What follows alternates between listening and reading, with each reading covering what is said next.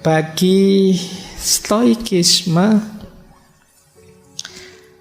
keutamaan retorika itu terletak dalam 5 hal. Ini secara umum ya, belum nanti ke Cicero-nya, karena Cicero agak mengkritik. Yaitu apa? Yang pertama Hellenismos. Hellenismos itu ya anggap saja keyunanian yang asli. Kalau kita di Indonesia berarti mampu bicara dengan bahasa Indonesia yang baik dan benar. Jadi ngomongnya tertib.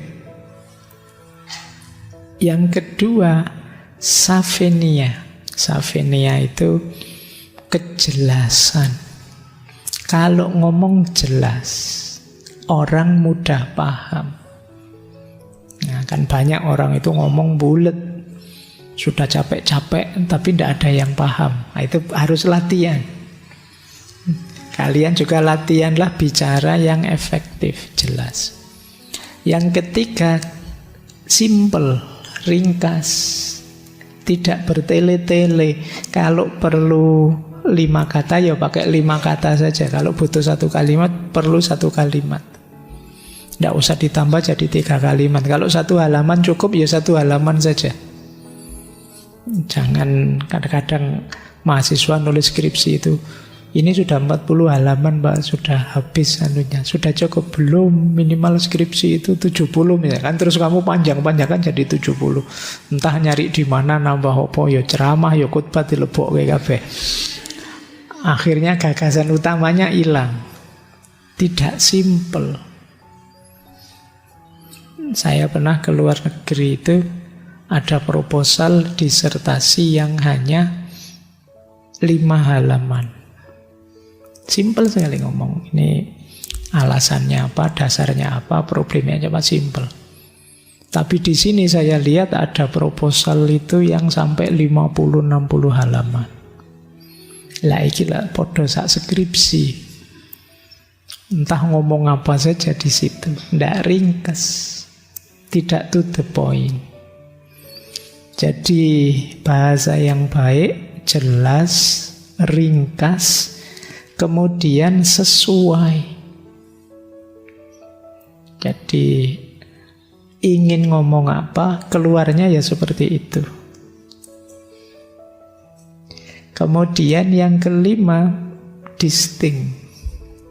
Distinct itu kan khas, tidak membosankan, unik, berbeda dengan yang lain. Jadi kalau ingin ngomong yang baik, bicaralah dengan bahasa yang baik, kemudian jelas, tidak bertele-tele, ringkas, kemudian sesuai dan unik, khas. Maka ketika kalian ngomong, orang mendengarkan. Panjang lebar tapi tidak fokus, tidak jelas, ngalur ngidul temanya apa, yang diomongkan apa, dan tidak unik, tidak khas, itu kemungkinan ya kalian tidak dapat apa-apa, tidak bisa memberi apa-apa. Latihan ya, apalagi yang mahasiswa-mahasiswa, kan sebagian besar ilmunya mahasiswa itu kan disalurkan, dibagikan lewat kemampuan bicara. Jadi latihan tidak bulat, latihan ngomong yang jelas, yang to the point. Nulis juga begitu. Kan banyak orang nulis itu muter-muter tidak karu-karuan, to the point saja. Banyak mahasiswa tanya ke saya, Pak, memulai nulis itu kayak gimana sih Pak? Saya gagasannya sudah tahu, sudah ngerti, tapi awalnya gimana ya Pak? Ya sudah, nggak usah mikir awal, ya gagasanmu apa, sampaikan, sudah. Loh Pak, nanti kan harus ada pendahuluannya, ada itunya. Ya nanti dipikir belakangan lah gagasanmu, daripada hilang tulisan dulu. Karena kadang-kadang teman-teman nulis itu wis ngedep laptop itu terus, ini awalnya gimana ya, nanti diawali. Terus malah lebih sulit mikir pendahuluannya daripada isinya. Ya nantilah kalau mau dikasih pendahuluan entah kemana, tapi yang penting punya gagasan dulu, intinya apa. Nah, kata orang Stoik ada 2. Kalau keutamaan tadi 5. Kalau yang aspek keliru-keliru, salah-salah secara umum ada dua. Yang pertama barbarisme. Barbarisme itu ngomong yang melanggar norma. Benar sih tapi tidak etis. Benar sih tapi tidak sopan. Itu barbarisme. Jadi daya persuasinya jadi rendah. Orang ngomong itu kan untuk menarik orang, menggerakkan orang. Ya mungkin isinya luar biasa, tapi begitu yang keluar tidak sopan, tidak patut, istilahnya barbaris tadi ya, kemanfaatan dan daya persuasinya pasti jauh berkurang. Banyak orang terdistraksi oleh retorikanya, oleh cara mengucapkannya yang buruk. Nah, itu namanya barbarisme. Yang kedua, ya kalau bahasa anunya solekisme, soloikismos. Solekisme itu bukan tukang bersoleh apa anak soleh. Solekisme itu tata bahasanya hancur. Predikatnya mana, subjeknya mana, tidak jelas. Ini namanya solekisme. Dua ini kata orang-orang Stoik tidak bagus untuk retorika. Jadi kalau bisa 5, hindari yang 2. Ini secara umum ya. Nah, gayanya Stoik tadi terus dikritik oleh Cicero. Bukan apa-apa, karena filosofinya Stoik itu kan agak defensif. Dikritik oleh Cicero begini, makanya banyak orang yang bertanya, apa iya sih Cicero itu sepenuhnya seorang Stoik? Karena secara umum dia hanya ikut etiknya, di banyak isu dia punya pandangan sendiri. Cicero ini kaya raya, pejabat, aktivis. Jadi kalau sepenuhnya Stoik agak sulit memang. Stoik itu kan agak defensif, agak pasif.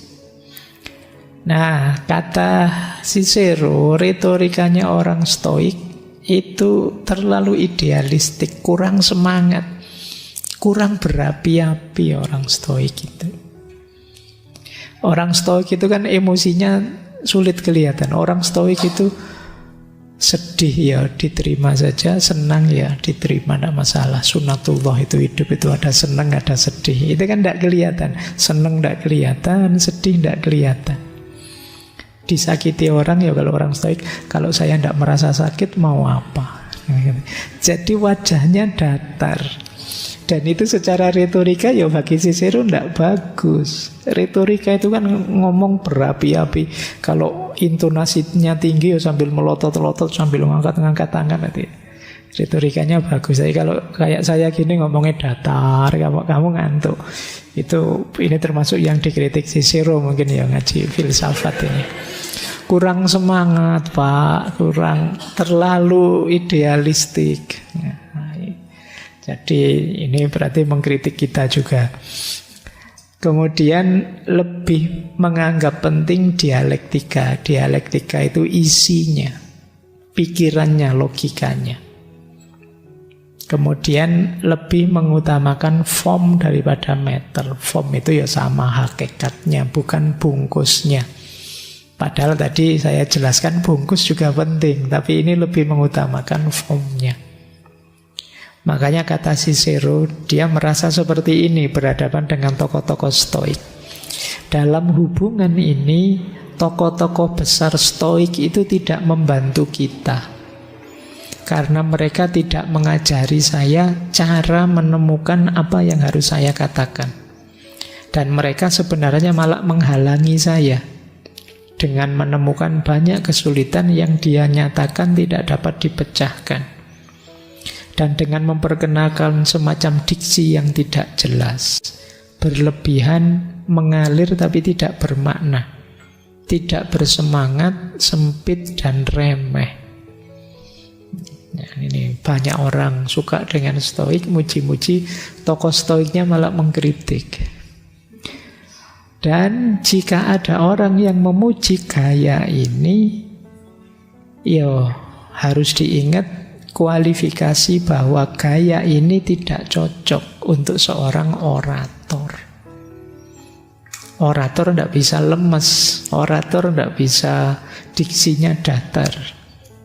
Karena pidato ini harus disesuaikan dengan telinga orang banyak untuk memikat atau mendorong pikiran mereka agar menyetujui usulan-usulan yang tidak diukur dengan timbangan tukang emas, melainkan dengan apa yang saya sebut timbangan biasa. Jadi ahli retorika itu punya tanggung jawab memahamkan. Tentu saja dia tidak bisa elit, tidak bisa terlalu eksklusif. Dia harus bisa menerjemahkan apa yang ingin disampaikan sesuai level berpikir orang biasa. Jadi timbangan biasa, bukan timbangan emas. Kalau timbangan emas hanya untuk emas saja. Tapi ini timbangan yang dipakai oleh semua orang. Ini tugas beratnya filosof. Karena nanti di dunia filsafat itu ada dua aliran. Yang pertama menganggap bahasa filsafat itu ya harus mengikuti bahasa sehari-hari. Sehingga bisa diterima oleh masyarakat. Ini kalau di filsafat bahasa itu ya alirannya Wittgenstein dan kawan-kawan, language game, atau filsafat bahasa biasa namanya. Tapi nanti ada madhab analitik, positivisme logis yang bilang ya bahasa filsafat biarkan seperti adanya, yang elit, yang eksklusif, yang khas. Karena kalau mengikuti bahasa sehari-hari nanti kacau. Pemahamannya jadi tidak karu-karuan. Materi di hidup sehari-hari mungkin berbeda maknanya dengan materi di dunia filsafat. Ada, kata-katanya cuma ada saja. Itu kalau di filsafat bisa luas macam-macam. Kalau kita kan sehari-hari pakai kata ada, itu kan simple. Ada pak, kalau dipanggil namanya, kalau absen kan terus bilang ada pak. Untung itu tidak dibahas secara filosofis oleh dosenmu. Yang dimaksud ada itu apa? Hakikatnya apa? Substansinya apa? Aksidennya apa? Kamu eksis apa esensimu? Yang itu ruwet kalau sekedar bahas ada. Maka di mazhab yang pertama ya ndak lah, ya filsafat biar dengan bahasa filsafatnya sendiri. Jadi ini untuk dua mazhab. Tapi itu kan untuk perbedaan cara penyampaian. Tapi di Cicero beliau lebih prefer ya ndak lah, kemanfaatan ilmu biar lebih luas. Dengan retorika yang tepat kita memahamkan masyarakat banyak. Yuk kita lanjutkan. Nah, Cicero punya ikhtiar untuk mendamaikan filsafat dan retorika. Di Yunani zaman itu ada perdebatan antara kaum sofis dan Plato. Kaum sofis memposisikan retorika itu penting.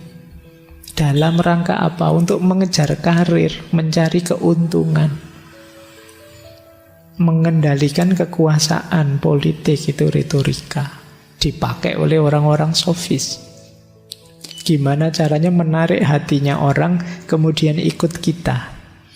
Itu dulu dipraktekkan oleh orang-orang sofis. Saya tidak tahu hari ini ada apa enggak. Kalau ada bisa diangkat jadi tim kampanye nasional itu. Ahli retorika. Nah, beda dengan Plato. Plato lebih suka menganggap retorika itu tidak penting. Persis kayak kita. Kita kan sering pakai istilah itu. Cuma retorika, tidak ada kenyataannya. Kan kita sering begitu. Sama seperti Plato. Plato juga bilang begitu. Kalau kita mengikuti orang sofis, kata Plato, bahaya malahan. Kita tidak ketemu kebenaran, kita tidak ketemu kebijaksanaan. Nah, ini dua hal yang jadi ada dua mazhab yang berbeda. Terus Cicero masuk, kata Cicero, dua-duanya keliru.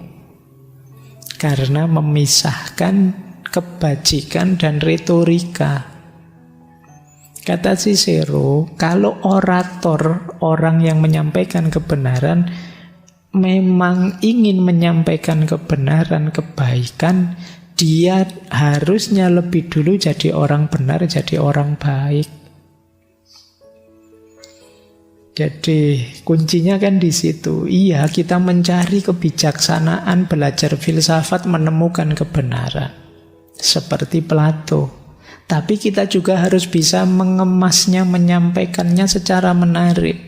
Seperti kaum sofis. Jadi jangan berhenti di retorika, tapi ini ada isinya. Jadi seperti istilah tadi retorika itu bungkusnya. Bungkusnya indah, luar biasa. Kalau isinya berharga kan klop. Tapi kalau bungkusnya indah, kosong saja, tidak ada isinya, ya memang tidak berguna. Atau isinya luar biasa, tapi bungkusnya jelek, berlepotan, juga tidak ada gunanya. Saya paham Pak, ini saya ngerti, ini wawasan baru yang penting, yang tinggi, ya coba kamu sampaikan. Gimana ya Pak menyampaikannya? Terus kamu terus ya tidak nyampe wawasanmu. Bungkus ya penting. Nah, Cicero ingin masuk di antara dua mazhab ini. Jadi kalau ada yang sinis, hanya retorika, itu gaya Plato. Kalau ada yang mempermainkan retorika untuk kepentingannya, itu gaya sofis. Maka sekarang kita masuk, ya retorika, ya bijaksana. Isinya kebijaksanaan dibungkus dengan retorika yang baik. Inilah proyeknya Cicero. Cuma ya tidak mudah, kata Cicero, dalam diri seorang orator sejati dibutuhkan ketajaman para ahli logika, kearifan para filosof, bahasa sehalus puisi, ingatan para pengacara, suara para tragedian. Para tragedian orang-orang yang main teater. Itu kan biasanya canggih tata suaranya. Kapan nada tinggi, kapan nada rendah. Itu sangat pinter. Dan gestur, sikap seorang aktor yang terbaik. Ini berat ya kalau jadi orator, berarti kalian harus pinter, ahli logika, ahli filsafat, ahli bahasa, ingatannya kuat, tata suaranya hebat, gesturnya pas. Oleh karena itu, kata Cicero, sangat sulit menemukan seorang orator yang sempurna di antara umat manusia. Kalau kalian ingin jadi orator yang baik, ya menujulah ke sana. Tapi yang perfect ya sulit. Kita keahliannya kan banyak. Tapi ya kita harus punya kemampuan, entah di level berapa. Tapi kan harus bisa.